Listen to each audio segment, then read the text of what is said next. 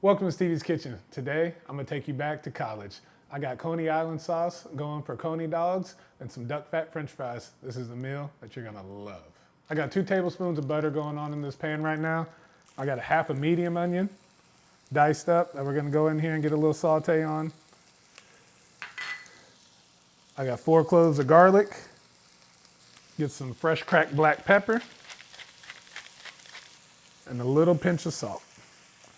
So we're just gonna let this go for about 1-2 minutes, get a little translucent, get a little fragrant in the kitchen. Speaking of going back to college, I'm a Michigan man, so I'm just gonna go ahead and speak on it. We gotta talk about our coach, our once upon a time coach. At the end of the day, all your bad deeds will come to the light. This isn't a mark on the program, this is a mark on an individual. To be fair, he's a boomer sooner. Let's just get that out there. This man graduated Oklahoma. He didn't learn these customs at Michigan. Yeah, I'm blaming the Sooners. So now that we got this cooked, got a pound of ground beef that we're gonna go into the pot now. As always, G Farms in the house. Get this nice and broken up.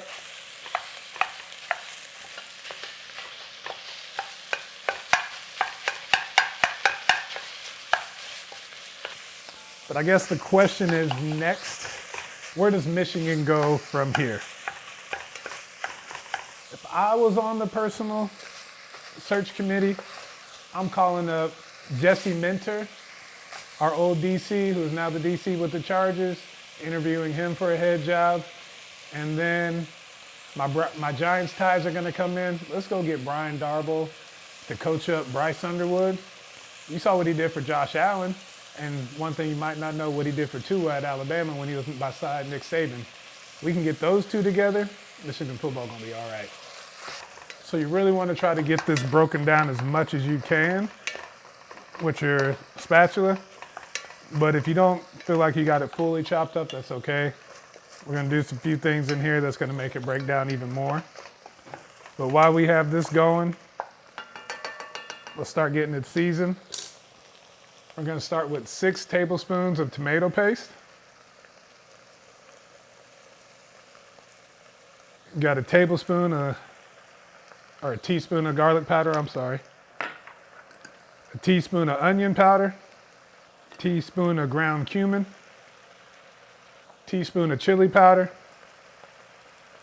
A teaspoon of cinnamon. And then I'm gonna do 2 teaspoons of chili flakes. I want a little bit of kick with mine.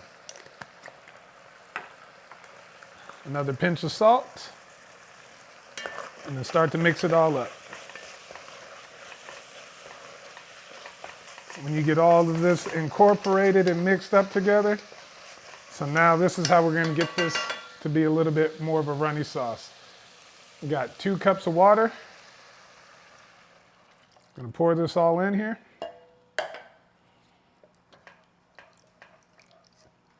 We're gonna get all this mixed up.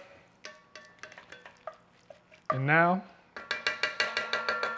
we're just gonna let this simmer for about 30 minutes. Then after 30 minutes, we're gonna turn it off. It's gonna reduce a lot of that liquid in there, and you're gonna have a nice, smooth Coney sauce ready to top your hot dogs with.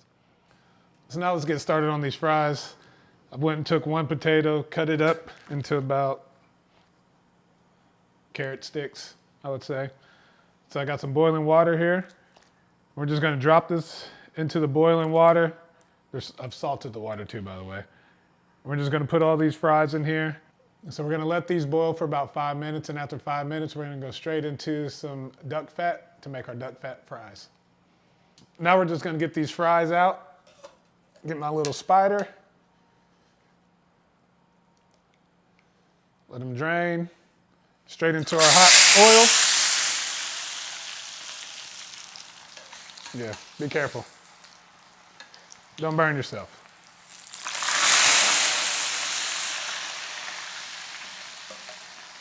This is why you want to make sure you get some of this water, excess water from dripping in.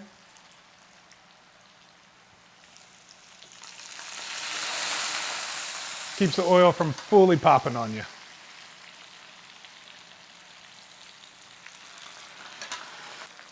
So we're just gonna let these fry up in here. So I'm just gonna let these fry in here. It'll probably be about 8 to 10 minutes because I put a lot of potatoes in there, but this duck fat's gonna be around about 360. So we're just gonna let it sit in here for about 8 minutes or so until they're nice golden brown, absorb all that flavor. It's gonna be the best fries you ever had. So now that we have everything cooked and ready to go, I have 2 Earl Campbell hot dogs. If you don't know about Earl Campbell brand hot dogs, get them. I am not getting paid for this, but they are the best. I have my duck fat fries right here that I had pulled out to let strain to get the grease off. Let me just go ahead and plate these up. I already sprinkled salt on them. You want the salt to go on when they're nice and hot so it stays. Let me give you one little. You hear that crunch, right? That's how you know they're good. So now, get my spoon, get this Coney sauce out.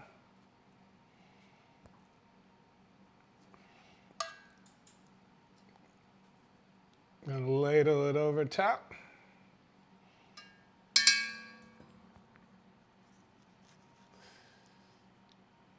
Got one done. Take a little cheese, put it over top.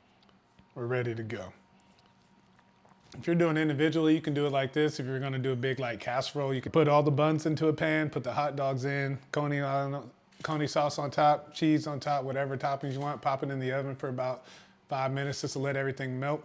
Me personally, I'd rather do it this way. Me and soggy bread are not friends. So this is why I prefer to do it like this. Now it's time for the taste test. This is Coney Island that I kind of got on whenever I got to Michigan, meets a Earl Campbell hot dog, which I got on whenever I moved to Texas, meets a duck fat French fry that I've just learned about in my culinary journey. But we're bringing the states together. I really want to try this fry because I already got it in my hand.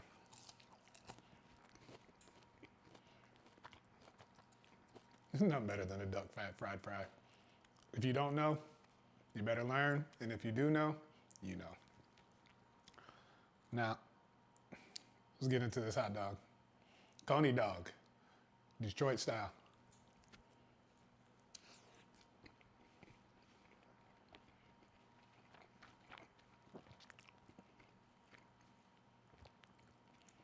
This is gonna be a perfect game day meal for you. The snap of that hot dog, plus that sweet heat on that Coney sauce with the little gooiness of the cheese. I gotta do another bite.